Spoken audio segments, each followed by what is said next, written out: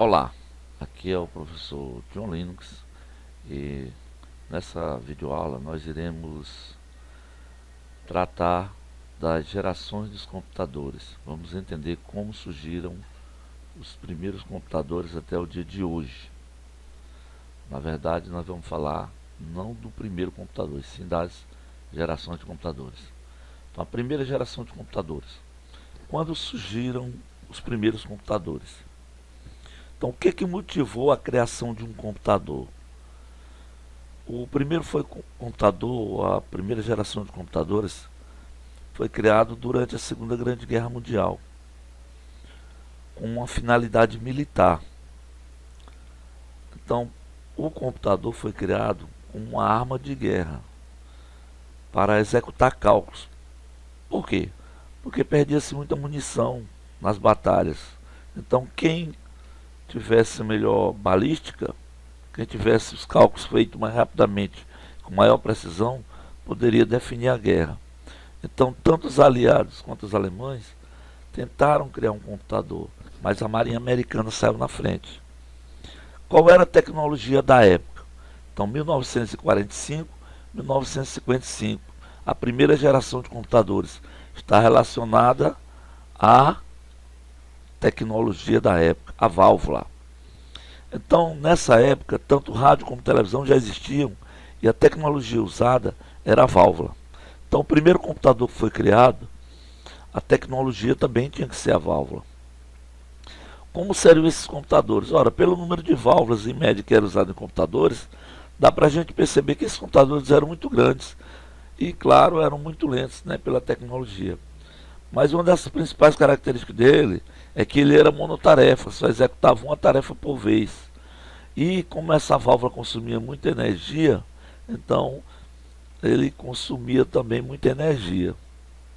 Então a finalidade do primeiro computador foi militar, criado como arma de guerra para cálculos de balística. Era monotarefa, só executava uma tarefa por vez. Isso gerava uma lista de espera, uma fila de espera. Então a aplicação, os programadores, as pessoas que trabalhavam com o computador, tinham que ficar esperando a sua vez, porque o computador só executava uma aplicação por vez. E um detalhe, não tinha sistema operacional. A aplicação ou o programa rodava direto no rádio, sem o intermediário sistema operacional. E como é que esse programa funcionava? Ora, o programa rodava, era feito em um papel perfurado. E rodava no papel perfurado e o resultado também saía do papel perfurado. Lembrando que o papel perfurado ou não corresponde ao 0 ou 1 bit, né, da computação atual. Então o bit é o 0 ou 1. O papel perfurado corresponde ou não, corresponde ao sim ou não, o 0 ou 1.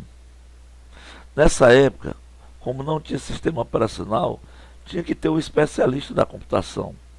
Toda a computação era feita na base de plug. Então existiam três figuras na computação: o hardware, que é a parte física do computador; o software, que são as aplicações, os programas; e tinha que ter o técnico, o especialista, o programador, o peopleware.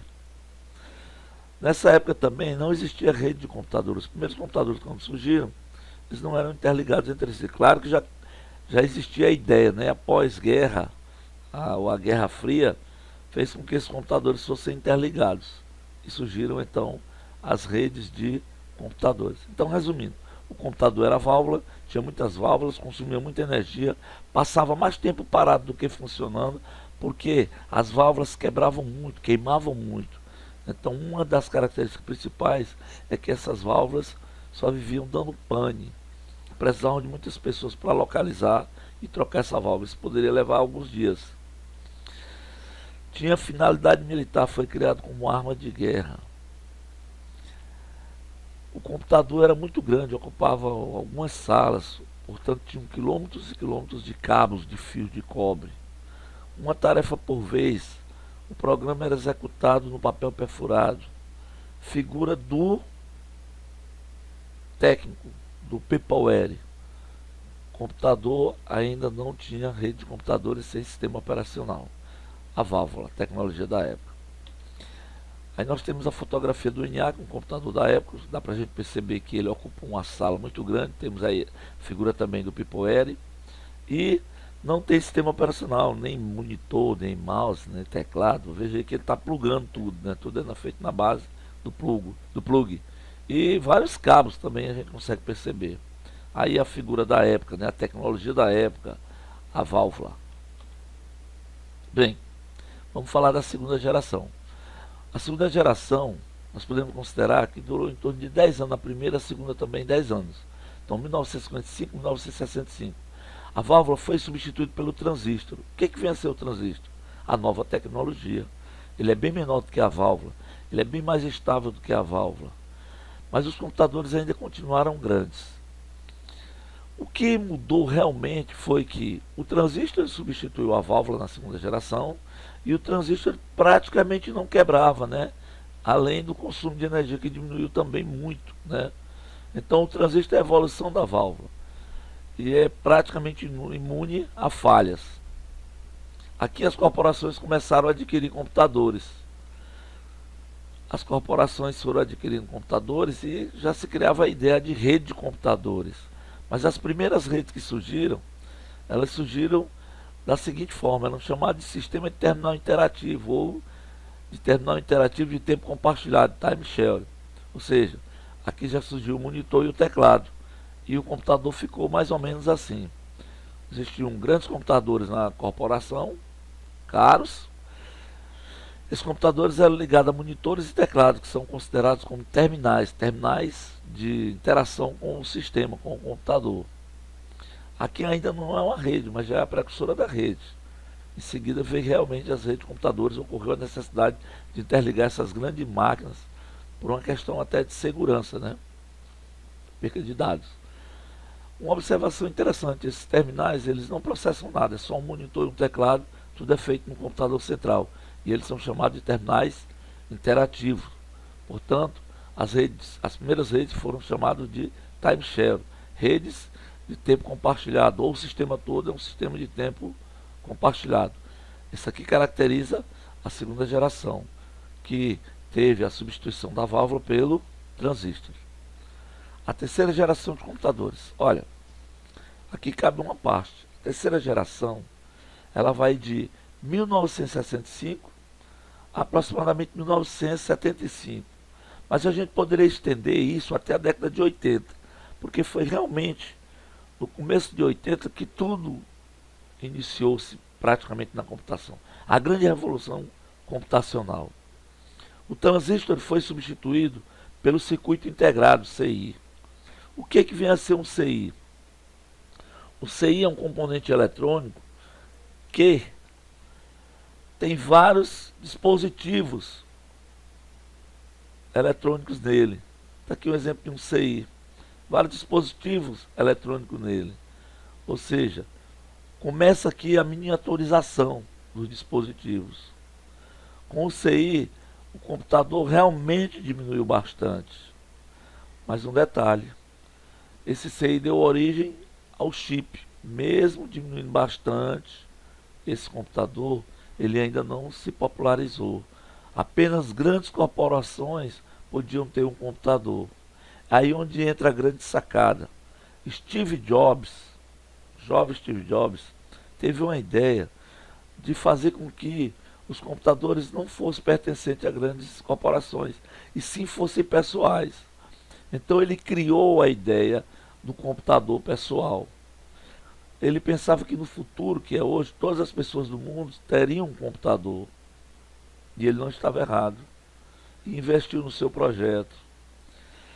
E hoje nós podemos perceber que todas as pessoas do mundo praticamente têm um computador, e ele estava certo. O computador não era um artefato popular, e ele popularizou.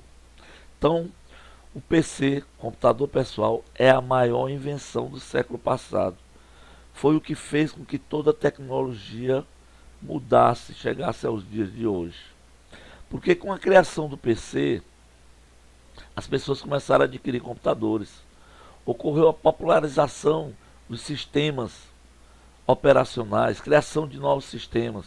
Um dos primeiros sistema de massa, foi o MS-DOS lançado pela Microsoft, que era modo texto e evoluiu para o modo gráfico mais tarde com o Windows, que hoje evoluiu para as telas de toque, touchscreen, sistemas de voz. Então, tudo que nós temos hoje é graças à criação do PC e, portanto, graças ao Steve Jobs, que teve essa grande sacada de criar o computador pessoal. Com o computador pessoal, as redes de computadores se intensificaram. As pessoas compravam um computador e tinham que conectar outros para poder jogar, mandar mensagens, interagir com outras pessoas em outros locais. E assim ocorreu a evolução dos sistemas operacionais, das redes de computadores e principalmente de aplicativos. Né? Ocorreu uma massificação de criação de aplicativos para todos os fins. E a computação evoluiu até o momento. Com a criação do primeiro computador pessoal, a maior invenção do século passado, surgiram os tablets, surgiram os notebooks, surgiram os celulares modernos de hoje, surgiu a computação moderna de hoje. Mas o Steve Jobs, ele não criou apenas o computador pessoal, ele mudou a maneira da gente se conectar à máquina. Ele revolucionou a informática. Steve Jobs foi o cara que criou a empresa Apple e depois foi despedido dela pelo grupo de acionistas. Ao sair dessa Apple, ele comprou uma empresa de desenho animado chamada de Pixar. E essa empresa, ele investiu de uma maneira diferente. Na época os desenhos animados eram planos, ele criou o desenho 3D e lançou alguns filmes de desenho animado 3D. Então quem assistiu Tom e Jerry sabe que ele é um desenho plano, né? 2 dimensões. Um dos primeiros filmes criados com a tecnologia do Steve Jobs foi Vidas de Inseto e Toy Story. Portanto, computação gráfica 3D. Ele mudou a maneira da gente ver o desenho animado. E depois levou isso para os jogos de videogame. Jogos como Mortal Kombat, Street Fighter, Mario Bros. Todos esses jogos eram planos. Ele criou a interface 3D. E os jogos ficaram tridimensionais. Que depois foi levado para o cinema. Se hoje você assiste cinema 3D, é graças ao desenho animado, ao videogame e especificamente ao Steve Jobs que mudou isso aí. Então ele revolucionou toda a tecnologia. E tudo ocorreu na terceira geração, os primórdios do que temos hoje. Bem, mas também o Steve Jobs mudou outras coisas, como por exemplo o design dos seus dispositivos, dos seus celulares, dos seus computadores. Ele usou plástico translúcido, transparente, colorido, cantos arredondados. O design dos objetos nunca mais foram os mesmos depois do Steve Jobs. Se você observar provavelmente uma mesa, uma cadeira na sua casa hoje, ela deve ter plástico e metal, plástico colorido, cantos arredondados. Tudo isso aí veio do design do Steve Jobs que ele usou nos seus materiais. A maneira diferente da gente ouvir música. A gente ouvia o CD, ouvia o disco de vinil. Ele implementou a ideia de nuvem. E hoje você baixa a música da nuvem e tudo está na nuvem. Então, essa implementação foi do Steve Jobs. Então, praticamente tudo que nós temos hoje, no mundo tecnológico, foi criação do Steve Jobs. E tudo ocorreu aí na terceira geração. A maior sacada foi a criação do computador pessoal, que deu origem a tudo isso. Não esqueça que essa é a maior invenção do século passado.